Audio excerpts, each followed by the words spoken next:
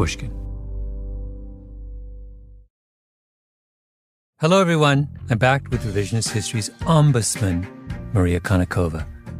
This is our third round, and she's here to grill me on a 6-part series we just wrapped up on guns in America. This is a mailbag in the truest sense of the word. We received an unprecedented amount of listener mail on this series, and Maria's come prepared with a whole slew of your feedback. Some nice, some not so nice. Yeah, well, I am surprised at how much nice we got, considering the subject of this particular season of Revisionist History, to be perfectly honest. So let's start with something really nice and positive. Get the good stuff up top. Exactly. You know, the praise sandwich, right? the feedback sandwich. But you had a relatively light episode in there about Gunsmoke. I did. And someone wrote in being a little bit worried that you got the murder rate wrong when you calculated the murders in To which Gunsmoke. I can only say, bring it on. Let's hear this. Yes. All right. So basically, you had this episode where you talked about the show that ran for how many years? 20 years, right? Something Almost like that, 20 yeah. years. And your producer, Tali Emlin, actually went through several seasons of it and calculated what the murder rate would be. And you found that it would actually, even though it's insane, it is actually 80 times higher than what it would be in any city in the United States today. Yes. But it turns out that you might have actually undercounted, according to this listener. So here's the letter. The murder rate in Dodge City was even worse than you calculated. You compared a season of the show to an annual rate of modern-day cities. However, each episode probably takes place in a single day or so. The entire season probably only covered a couple months of time. That would make the annual rate 5 to 6 times worse than you already calculated. So what do we think about that? Okay.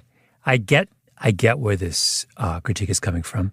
I think there's some merit to it. I would point out, though, when I asked Tali about this, she says, if you look at the first 2 seasons, so we have an episode set in summer, we have one in winter, we have one on Christmas, we've got a blizzard. So they're kind of implying that what we're seeing unfolding in the mythical Dodge City is real passage of time and not a series of episodes. And also, by the way, the actors get older, right? So, you know, when this starts, Matt Dillon's a young man. When Gunsmoke ends, Matt Dillon is no longer a young man. So maybe the best way to say this is that, I think we should probably split the difference and say that we were being excessively generous to the fictional Dodge City in suggesting that their murder rate was only 80 times higher than the next highest American city. Maybe the accurate number is 160. That is absolutely crazy. By the way, I have never seen Gunsmoke, and I had to look it up. The first time I heard of it was on your show. And This is what you get for growing up in Russia. This is true. But I also had this brain fart moment where Matt Dillon, I was like, wait, but Matt Dillon isn't that old. Oh, you were thinking of the other Matt Dillon. I was thinking of the actor Matt Dillon. And so for a second, I was like, wait, how is Matt Dillon in this show, Gunsmoke? And it was just like this total fictional universe that I created in my head before I looked up what it actually was. Years ago, maybe 30, maybe 25, I'm at a party in the West Village, and I realized Matt Dillon is there. When he was really at the height of his fame, he's still famous, but he was really I ingratiated myself with him and spent a delightful evening. It went well past the evening, I have to say. I spent a delightful evening in his company, and I can testify that he is every bit as charming in real life as the movies would suggest he would be. That's wonderful. Was he named after the show? Well, I think it's obvious he was, right? Yeah. Because he looks not unlike the fictional Matt Dillon. So maybe his parents had a notion, but who knows? Either that or like just some agent gave it to him when he was 19 years old.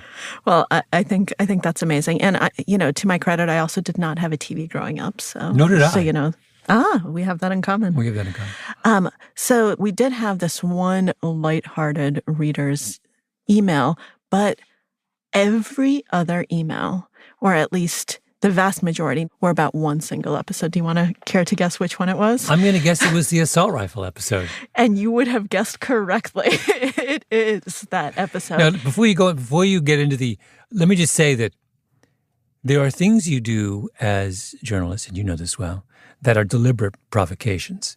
You do them precisely because you do think you are running counter to people's expectations and preconceptions. This would be one of those. I was poking the bear, and I guess the bear was poked. The bear was duly poked.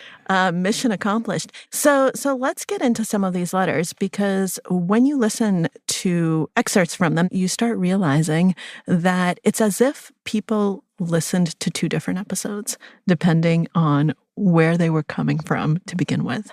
Their own opinions about gun control colored what they heard you say and how they experienced your interviews to a shocking degree. I mean, actually not shocking. I'm not at all shocked, but it's crazy reading these and seeing just the opposite responses.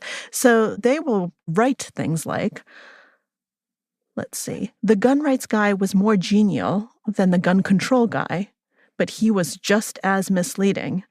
All he did was smile while he made you look left when you should have looked to the right.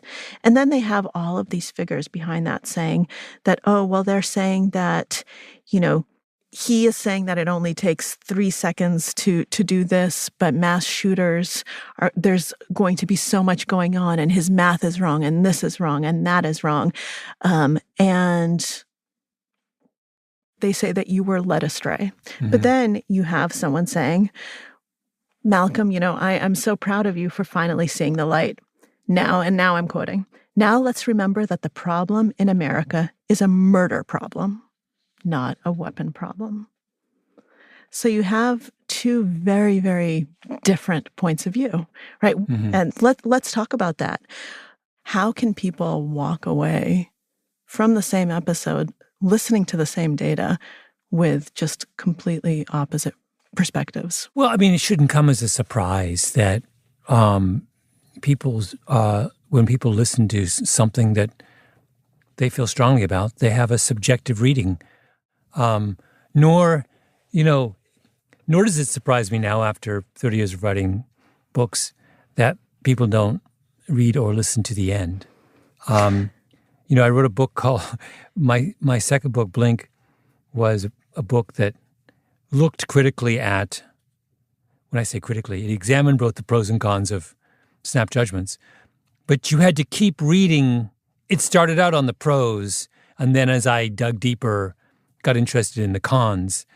The number of people who either supported or loved that book or hated that book because they perceived it as being a book about celebrating snap judgments was limitless. Anytime you tell a story that has a twist, you're going to leave some portion of people along the way.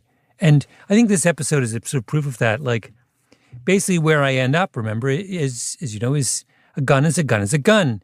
Parsing these distinctions between guns is a pointless exercise that leads you away from the central issue, which is that having lots of lethal weapons floating around in a society is not the best idea, mm-hmm. right? Obviously, when you were doing these interviews, you want to do the interview and you don't want to antagonize a person you're interviewing in the middle of the interview, especially when they're holding a gun. But I'm actually just curious from a personal perspective, if you care to comment, were you persuaded by these arguments that it actually doesn't make that much of a difference, and that that we're barking up the wrong tree when we're looking at this gun legislation? There are two persuasive things in the reporting. Persuasive number one was with my gun expert, mm-hmm. the guy I've shot with in North Carolina, Greg Wallace. And what's persuasive about his discussion is not how fast you can shoot a semi-automatic weapon versus an automatic weapon, although that I think is relevant. The real core issue he was getting at is that assault rifle bans don't ban assault rifles. They ban a subcategory of assault rifles, which qualify for the ban not because they are more lethal, but because they have certain cosmetic features that make them unattractive or mean-looking, right? Really what you're getting. So his function in the story is to remind us that, look, this is a bullshit exercise. You may think that an assault rifle ban bans assault rifles. It does not, right? The fundamental platform of the AR-15 remains untouched by these bans, right? You can still use the basic weapon. You just can't use some of these accessories. That's point number one. Point number two is it is not a distinction without a difference to point out that a semi-automatic weapon is not the same as an automatic weapon. They are fundamentally different. And if people are under the illusion that an assault weapon is basically like a machine gun, they're wrong, right? Yeah. And that's not a trivial mistake, right? So a lot of these, as I'm reading through in this one letter, a lot of them, are fussing around in the kind of minor details of these distinctions. And it's just like, it's not the point. The point is like, what we're setting out to do here is not actually what we're doing, A. And B, this brings us to the second persuasive character in that, the most persuasive character in that episode was the ER doctor. Yeah. The guy in D.C. who had studied mass shootings and points out that the truly lethal weapon in the hands of a mass shooter is a handgun and not an assault rifle. And that's because what makes a gun lethal is not just a matter of its ballistic properties. It's a question of how it's used. And there are so many, quote-unquote, advantages to a handgun in the way it's used that it makes it, at the end of the day, a more dangerous weapon in a mass shooting.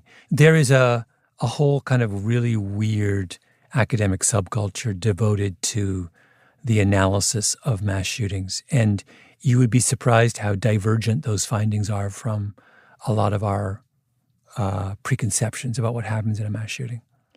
That's really interesting. And I actually saw that as a thread throughout this entire season of Revisionist History, just how strong identity politics and our sense of who we are and how we define ourselves is when it comes to parsing the world and those definitional issues.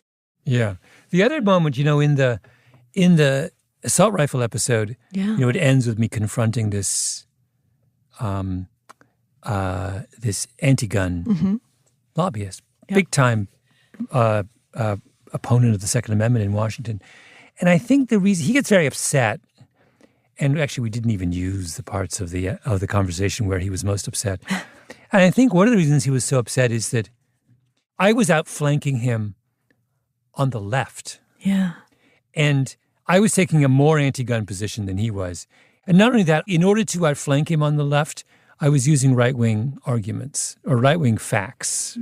That episode is, if you think about it structurally, that's what it is. It's taking arguments most commonly used on the right to draw a highly liberal conclusion. Yeah. It's just confusing to do that. Malcolm, you have come a long way from your debating fiasco in our last season. Don't even get me started. We will be right back. More from the mailbag.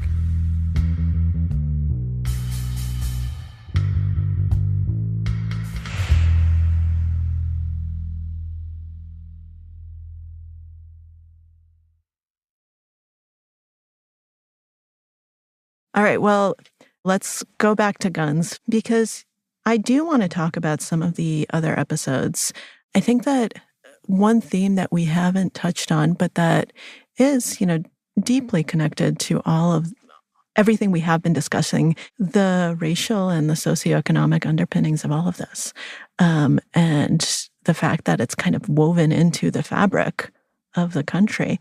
And, you talk about, and these are different episodes, there's Chicago, there's DC, there's, and you have Alabama, you have these very different geographically, parts of the country, urban, rural, and yet you have some of the exact same reasons why we have still, despite all of the incredible medical stuff that's happened, and despite how many lives are saved now that wouldn't have been saved in the past, we still have these huge disparities. Yeah. And we still have people dying who shouldn't be dying because either they're the wrong color, or they're in a place where they seem like they're the wrong color, or they're in a place that's so economically marginalized that, they can't get to a trauma center, probably because that area was the wrong color at some point. And it's just, it's heartbreaking, but it's still the reality. Yeah. This reminds me of, and I think I'm getting this right, something I read years ago about what is the effect of reading enrichment programs on test score gaps between black and white kids. And reading enrichment programs increase the test score gap. They don't decrease it, even though they're intended to decrease it. But what they do is, if you give reading enrichment to someone who reads a lot, they're going to reap the most of that boost, right? If you give a reading enrichment to someone who doesn't read much, they're not going to get much out of it because they're not reading to begin with, right? So something that we introduced as a way to narrow the gap ends up widening the gap, which is a reminder that not all innovations do what we have an assumption sometimes, I think, that the purpose of an innovation is to shrink the gap between the haves and the have-nots.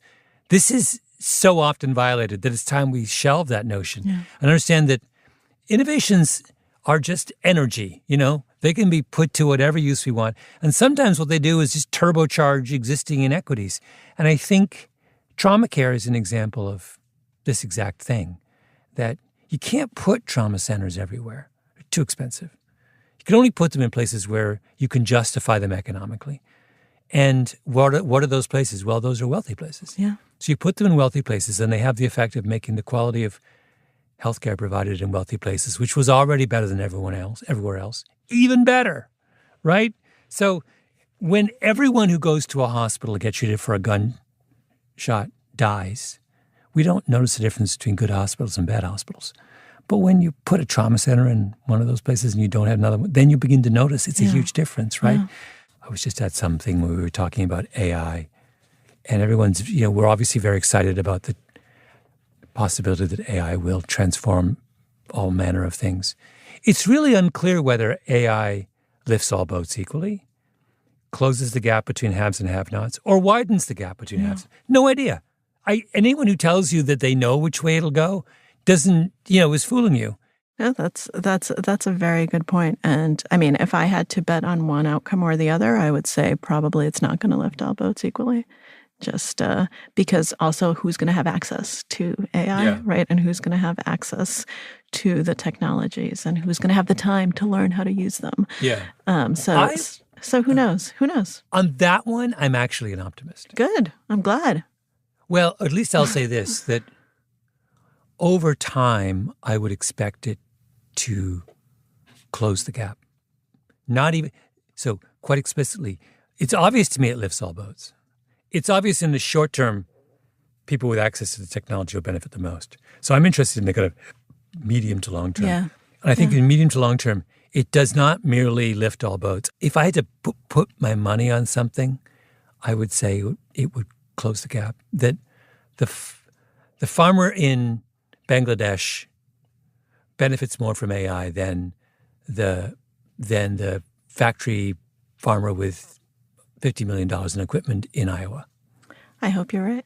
These days, I'm only really optimistic about one thing, and that's it. So everything else is bad news. All right. Well, let's cling to that. So now back to the optimistic news of the trauma centers. But one of the things that I am curious about is how strongly do you actually agree with this idea of moral hazard that you raise in relation to the improvements in care? Because I don't know if I actually buy that. You don't buy that? No. So the argument was that doctors have become so good at saving lives that it's relieved the pressure on the rest of society to do something real about the gun violence Exactly. problem.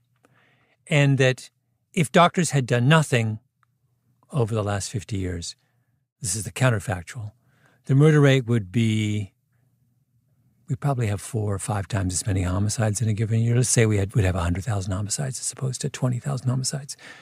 And at 100,000, the current American set of policy positions would be untenable.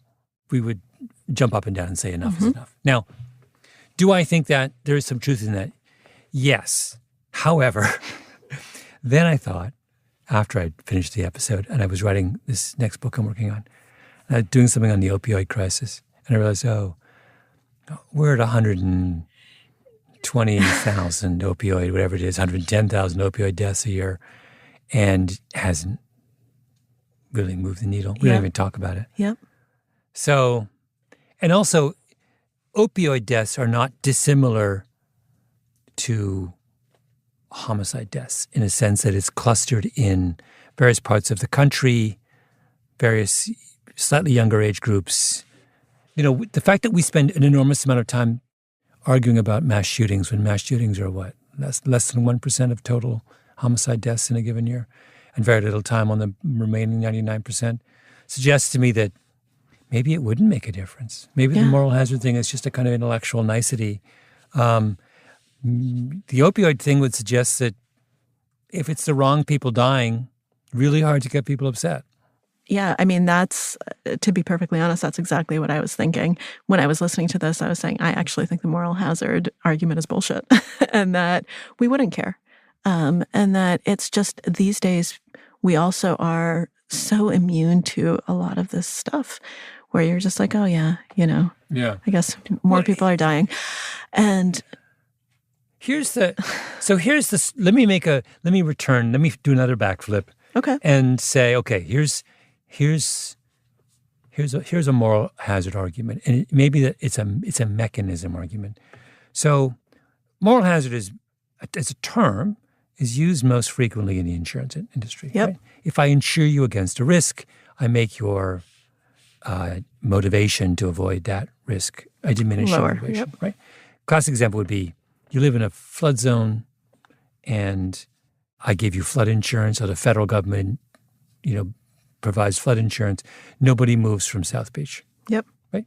Logically, you shouldn't live in South Beach. No. In fact, they built billions of dollars in luxury housing in South Beach in the last 10 years, precisely because the builders are, and not just builders, the purchasers of those apartments are reasonably sure that in the event of an environmental catastrophe, they will be bailed out by the government. So why not? Why not live in paradise until you get there? The answer to that is that just because one institution or body insures against risk and provides a mechanism for moral hazard doesn't mean everybody does. So what's happening in Miami is that, sure, if the hurricane wipes out your house, the feds may bail you out, or the state might bail you out. But in the meantime, no private insurer is writing you a policy, right? So you're either self-assuring or you're naked. The second thing that's happening that I suspect may soon happen, and there are people talking about this now, is maybe when you buy a house in South Beach, the mortgage rate is 3 points higher. Maybe it's 10%. Maybe the bank just says, you know what? Why am I writing a mortgage for an apartment in South Beach that's the same as an apartment on a mountaintop in Maine when the odds that one will be swept away in a hurricane are 1,000 times higher than the other? Yeah. But really, by a quirk of history, we have national mortgage rates. Why are mortgage rates national if risks are not equal across? What happens when we start localizing mortgage rates? That is a way in which moral hazard problems can be corrected by the market, right? But it's a very different kind of moral hazard, right? It's actually, you can't draw an equivalence there because one is a personal choice you're making, right? You're choosing to buy a house knowing that it'll be fine or not. The other one is the way that you're looking at policy legislation where you don't think it applies to you, where, oh, well, I'm not the one dying. Or I think it's a slightly different decision-making calculus. Yeah. And in one case, you're talking about kind of discretionary spending. I mean, obviously, having housing isn't discretionary, but you know what I mean. Yeah. Buying a condo in South Beach certainly is. Yeah. Versus, life and death and policies that are kind of on a more fundamental global basis. Well, no, but yes. But here, my point was, I should restate my point. Okay. My point is that moral hazard is a term that applies to any kind of policy that removes the kind of necessary pressure for behavioral change. Sure. Right? My point is, using the mortgage example, was that just because one mechanism removes pressure doesn't mean there are other mechanisms that can't exert it. So you can see that with housing. What I'm wondering is, in the case of if we had 100,000 homicide deaths every year, or if we continue to have these 100 and whatever plus opioid deaths, is there another mechanism by which non-affected populations might be affected? I see. So you could imagine if you live in downtown San Francisco and you see the results on a day-to-day basis of what the opioid crisis is doing to vulnerable communities, that's a kind of pressure. Sure. So what if I imagine that the way you think about the opioid crisis if you live in downtown San Francisco is very different than if you lived in Marin County. So what happens if Marin County starts to look like downtown San Francisco? In other words, it's not absolutely clear to me that the kinds of pressures that would change people's thinking in a place are always going to be confined to downtown San Francisco and downtown LA, and right? There's a scenario where people living in suburban enclaves may begin to be confronted with the consequences of social policies in a way that they're not now, right? Sure. I mean, I get that argument, and I think that that's actually that's a valid argument. But I just don't see, how we're going to get, without massive horrible things happening to the world, how we're going to get Marin County looking like downtown San Francisco. It's just it's a nice what if exercise, but it doesn't seem like an actual solution. We are going to take a little break and be back with some final thoughts.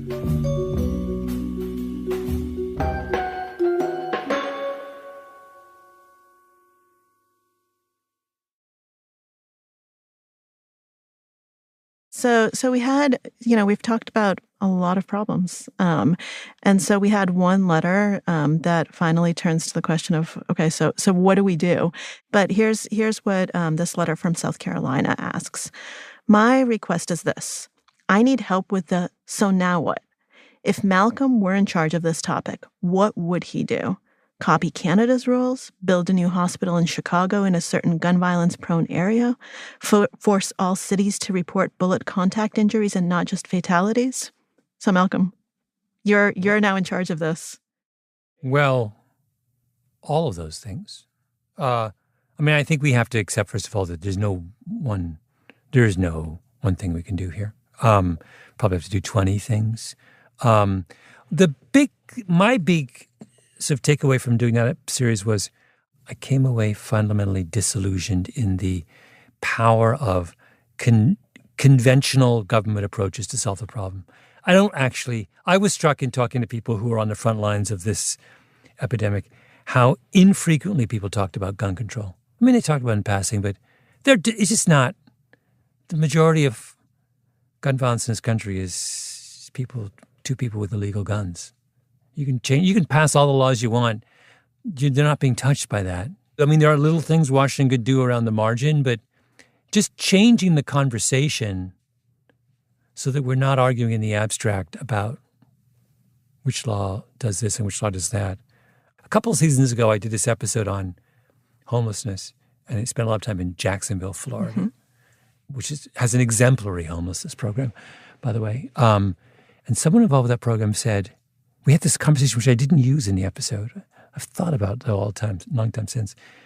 She said, they do a count of their homeless population. So they have a really, really accurate picture, going back for years, how their population has fluctuated over time.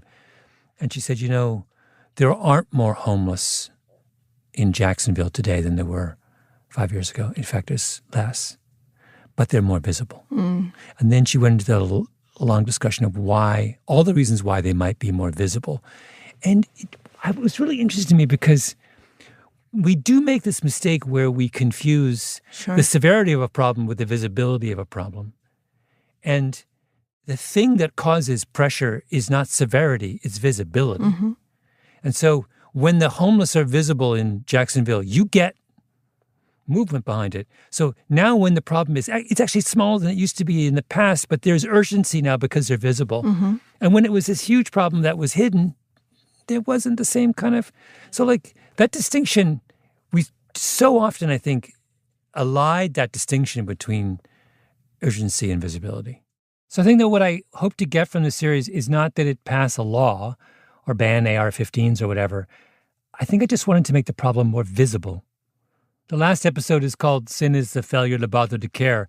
I'm not so interested in what people decide to do to solve the problem, because there's a million ways to get at the problem. It's not even just one problem.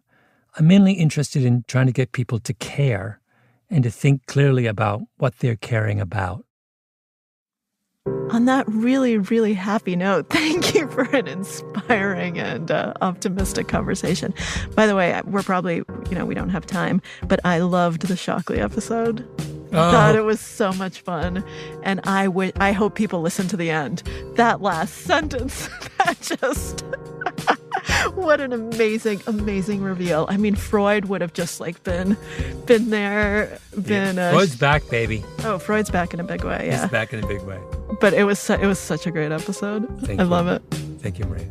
All right. Thanks, Malcolm. This episode of Revisionist History was produced by Ben Nadaf Haffrey, Tali Emlin, and Jacob Smith. Editing by Sarah Nix. Original scoring by Luis Guerra. Mastering by Jake Gorski. And engineering by Nina Lawrence. I'm Malcolm Gladwell.